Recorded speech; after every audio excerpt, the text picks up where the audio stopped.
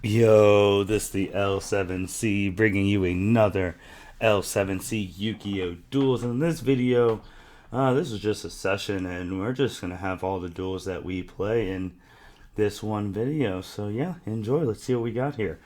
First opponent, we got one right here. We're waiting for them to ready up, and this is always the part where like, hey, you there? Like, what's going on? What's going on?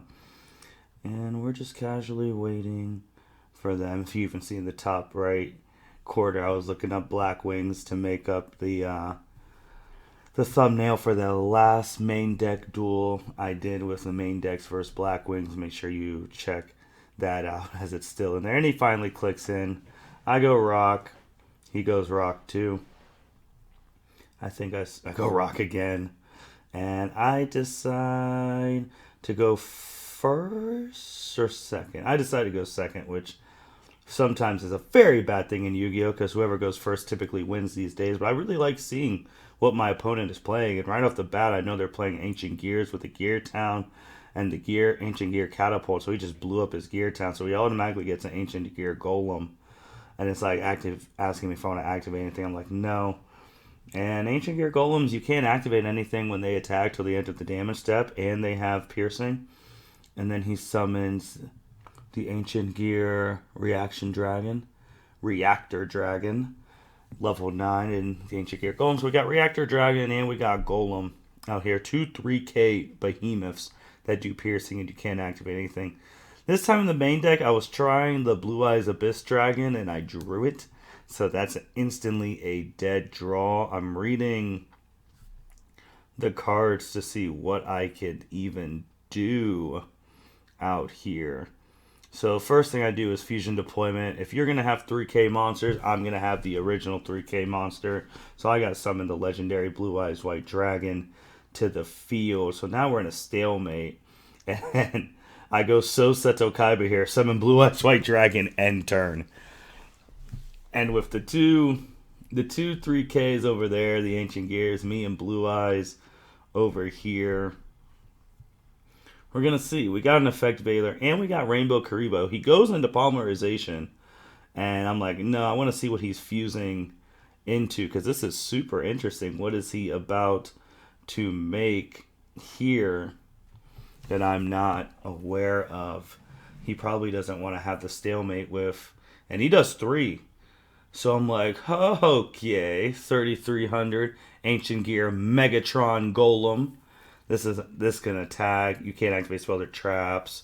Like this is a big boy too. So we hit him with the effect Veiler to negate his effect. So that works out pretty well for us. He attacks my Blue Eyes. I'm like, nah, I can't let that happen at the moment. Hit him with a Rainbow Karibo. And since we activated Rainbow Karibo, we can actually summon Magician of Dark Illusion. So that's a pretty cool thing out. So now I got another monster on the field as a defense monster, and he end turn because he doesn't want to crash his Ancient Gear Golem into my Blue Eyes. Draw another Effect Veiler. That's not what we were looking for. We were wishing we could have drew a polymerization because then we could have made twin bursts. And we're looking at Abyss Dragon, and we're looking at the Effect Veiler again, and we're just looking at Ancient Gear Golem, thinking, do we just want to crash? Is that the move right now? Because he can't attack me. So that's actually what we're going to do. We're going to crash into each other, and then I'm going to end turn. So we're going to see what happens here. His monster, it's active on activate anything. It's the Effect Veiler. I'm like, nah, I don't want to activate Effect Veiler. So he used three monsters to summon that Megatron, so now he has to end two. We get a Storming Mirror Force, which is good.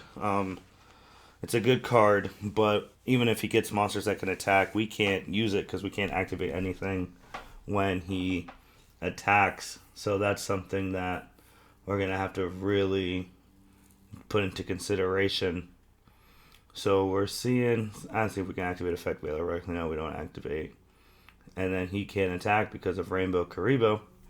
So then we go into the next. And then we're looking at our hand. And then we're just like, we drew chocolate, which is good. So We could discard the effect Veiler, but we're going to save it for right now because he has 4 cards in hand, I have 4 cards in hand. He hasn't been able to play anything since he fusion summoned for that Megatron monster. So we're waiting to see still what is going to happen. Because sooner or later he's going to get another monster out on the field, do some searching, maybe get another Ancient Gale Golem out. And with that Abyss Dragon and the regular Blue Eyes in my hand, that's not doing much. Even though the Blue Eyes in my grave was able to hold serve when it was 3k monsters on the field. So now we're just waiting to see what he does. And we're still waiting for opponent. These are one of these things where it's just like, man, this is a little stalematey because he can't activate his... He can't attack, and that's the biggest thing with Ancient Gear Golems. Their best thing is they attack and you can't activate anything. So they're surefire attackers. So with him not being able to attack because of Rainbow Karibo. Okay, now he finally summons a monster again. Summons Ancient Gear Frame. He can discard a card, add an Ancient Gear Golem or Spell or Trap. We're waiting for him to do his effect. And we're waiting for the discard. He discards his fusion card, Ancient Gear Fusion. And we're like, yeah, we don't want you to get that. So we will effect Veiler that. So we do effect Veiler that. We're hoping that's the end of his turn. But no, he just links him off, which is like, oh, great. And then the Rainbow Karibo goes to the grave. And he makes the Ancient Gear Ballista. So then he gets his stuff off, and now he's going to start popping, and now he's going to get all his monsters. Makes my thing 0. Remember, Ancient Gears do piercing, so this is going to be a big hit. Then he brings back his fusion monster, and he goes in a battle. He makes a huge mistake. He attacks with his Link monster first, which I can activate. So I activate my Storming Mirror Force, send his Link and his fusion back to the grave, and I get my stats back. And finally, I draw Apprentice Illusion. So we discard the Abyss Dragon for Apprentice. Her effect lets me get Dark Magician to hand. Now we're starting to go. Then we summon Chocolate Magician Girl. Then we activate her effect, discard Dark Magician to draw a card. We draw Eternal Soul. Now the deck is starting to respond again. We just had to really stall it out thanks to Magician of Dark Illusion, Rainbow Karibo, and Blue Eyes White Dragon. They stalled to get the deck moving, and we were able to have the right cards at the right time. Then we attack with all 3, and then we end our turn. And then we're looking at the 3 monsters, and we have Eternal Soul, and we end our turn. We had the choice if we wanted to make the BLS Link our ace, but we were just like, we're going to leave the 3 out right now. So now we're seeing how he is going to respond. We got 3 monsters out there, and he surrenders. He was out of resources. He just didn't think he could make a comeback, so I send the GGs to him. We exit out, and then we just hop right into another game. So let's hop into another game right here. That was a good one against some Ancient Gears. We're playing against Dragon Dancer ADS, so assuming he's using Dragon, so hold to his name. And we go second again. So 2 duels in a row. We're going second. We're just seeing what our opponents are playing.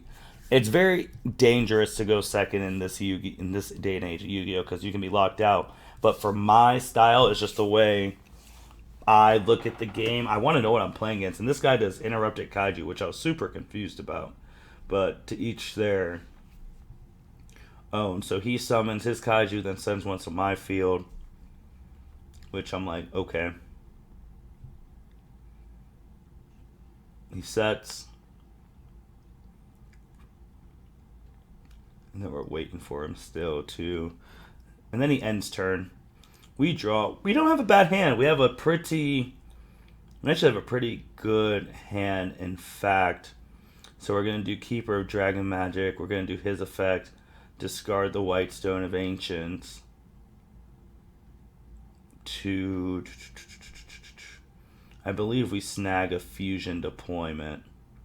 One of the best cards ever. And then we set the Eternal... Oh, nope. First, we are going to play... Oh, and he just surrendered too. So we're like, come on, man. We're about to get busy. So we hop into the next game. And we're just waiting for an opponent.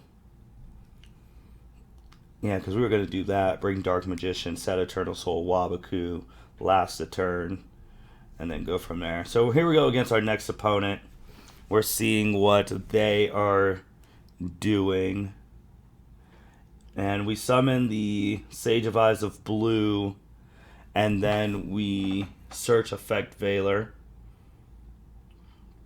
We link out for Link Karibo, and then we do Magician Soul's effect to send Dark Magician to the grave so that we could special summon Dark Magician. And then we set Secret of Dark Magic and we set Dark Renewal. Then we end turn. Then we see what this guy's going to be playing. Let's see. Okay. Sanctuary in the Sky. Looks like we're going to be playing some fairies. Ghost Rider 10273. Yep, we're playing some fairy support. So we're like, which fairies are you going to be using out here?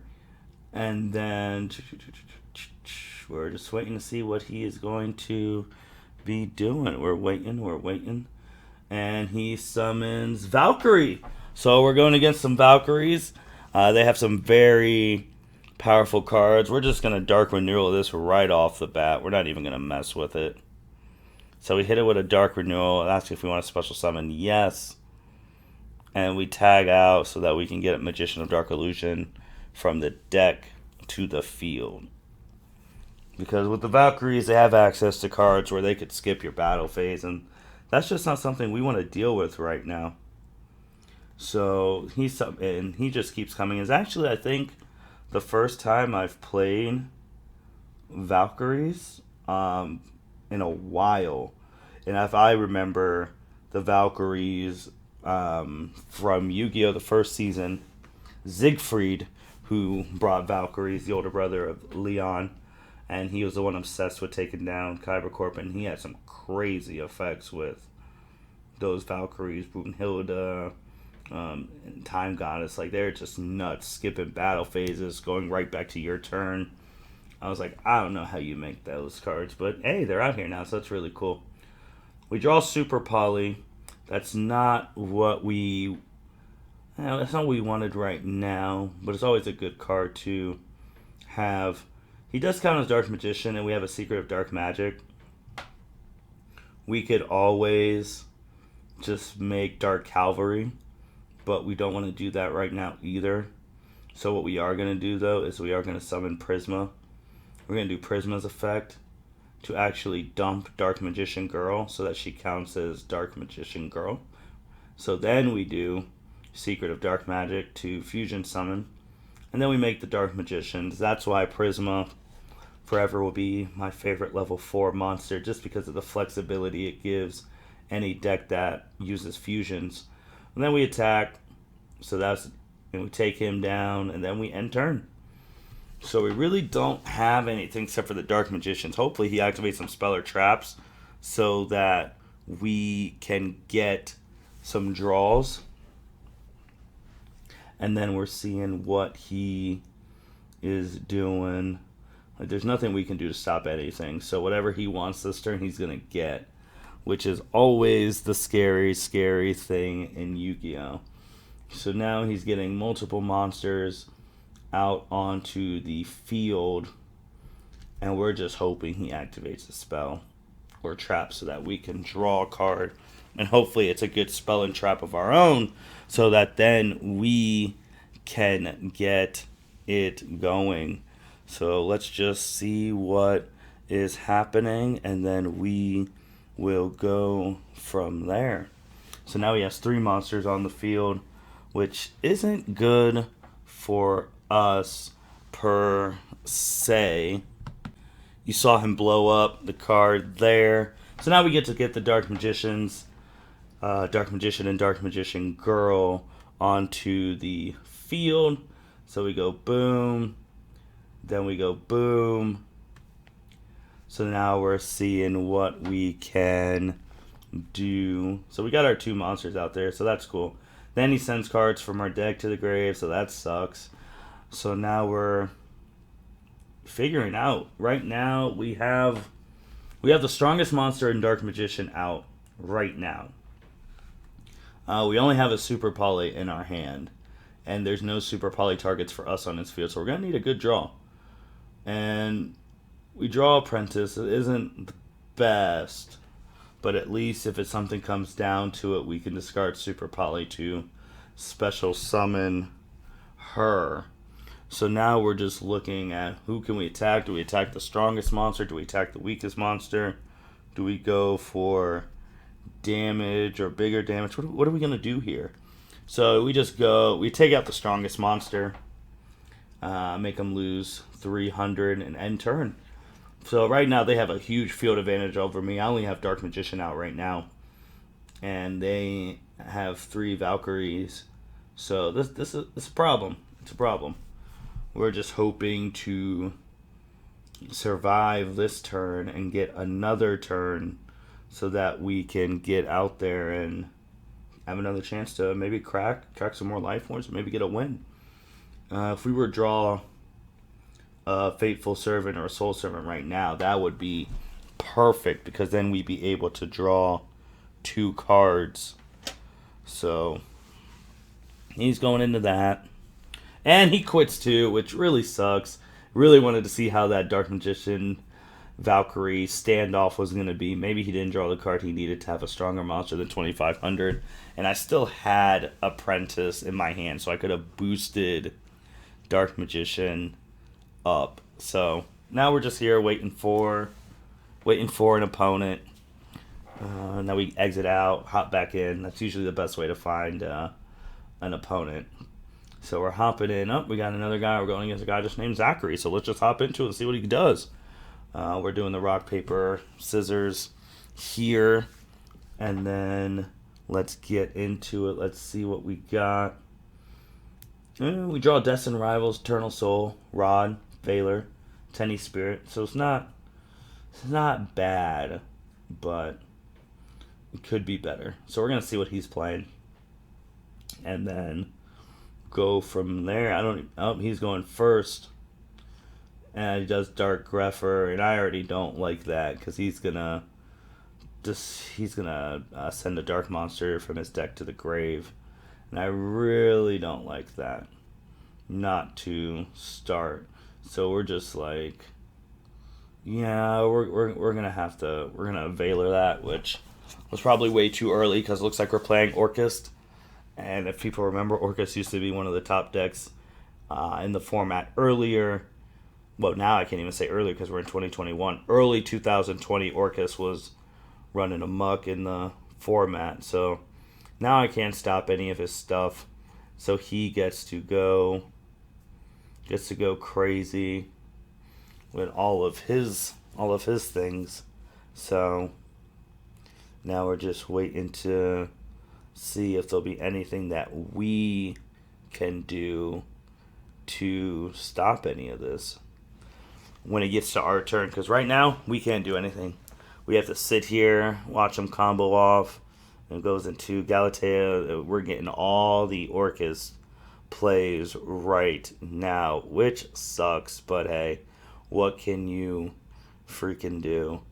So then he's going in, and he sets a card. So we got 4 monsters. I almost missed the link. And a card set. And I still don't even think he's done yet. And we're just looking at our hand like, is there going to be anything we can do? We're going to need to get the right combo pieces to really have a shot. And he's still going to really have a shot against this. Because Orcust is no joke. It's no joke. So now we're just then he links off again into Access Code Talker. And I'm like, holy boly, non-access code talker, sweet lord. I was like, is this what we're doing? Like, really? I was like, jeez. So we draw 4,300 access code talker. So we're like, okay, well, let's see what we can do. First, we activate Tenny's Spirit, special summon him. Then we normal summon Magician's Rod, do his effect to get the Fateful Servant. Then we play Circle, and the new Dark Magician play, you chain your Fateful Servant to that, so then you guarantee you get the card you want, which is always cool. Reveal Dark Magician card. It's Dark Magician, so we add him to hand. We put Prisma, then Rot, then next. Then we set Soul, set Destined Rivals, end turn. So we're hoping he doesn't blow up our back row. If he blows up our back row, then we're at a huge disadvantage, because then we're going to lose. So he does something to access code talker. I'm like, yeah, I'm not waiting. So we flip that, activate the effect, special summon Dark Magician. So then Dark Magician does get summoned, and we have to wait for the response since we activated. Then we activate Dark Magic Circle. And yeah, we're like, yeah, access code talker, you got to go. We cannot have you out here running amok. So we got access code talker out of the way. We still have the whole Orcust stuff we're going to be dealing with right now. So we're like, okay. And we had the Destined Rivals too set. So we are ready to flip that by any means necessary. And we're like, we're just going to do it now. Boom, hit him with a Destined Rivals. So that will instantly... And he negated our Destined Rivals. So that really sucks there. So then he gets to set his field spell over there. If we were able to activate that Destined Rivals and negate all of his stuff, we'd be in a really good spot. But it just wasn't in the cards for us there. So now he goes links big boy to Zeroboro. So we're just like, oh my goodness. So he attacks the Dark Magician. We lose 1,500. But it could be worse. He has a 4K monster. We draw a Prisma. And we're looking. We have to make sure about Zerobos, because if we summon to a zone he points to, everything gets banished. So we have to summon, obviously, Dark Magician somewhere else. And we're waiting for the opponent. He can activate his trap in the grave. And we're waiting to see what he does. He just gets a card to his hand. That's fine. Then we summon Dark Magician. Boom. Activate Circle. Banish. So then now we flip everything into attack mode. We summon Prisma. We do Prisma's effect. We dump Dark Magician Girl here. And then we just attack with everyone. 25, 16, 15, 17. Then we go to main phase 2. And we do the Fateful Servant. So now we could draw 2 cards. And that's cool. And then we special summon. We're thinking about who we should special summon here. Special summon Flare. So then we do Boom, Flare. And yeah, that's really it. Because we're like, hey, you only have 700 left. You're going to have to activate stuff. So you might get burned. And then he is going. We're going to see what he does here. Summons his monster. And he's going to have to activate to do it. He just links. So then he activates that card. We're like, nope, go ahead. Go ahead. Go ahead. He draws his Boot Sector Lance. He loses 500. He activates one more card and he loses. And he does. He activates one more card, loses the game. Main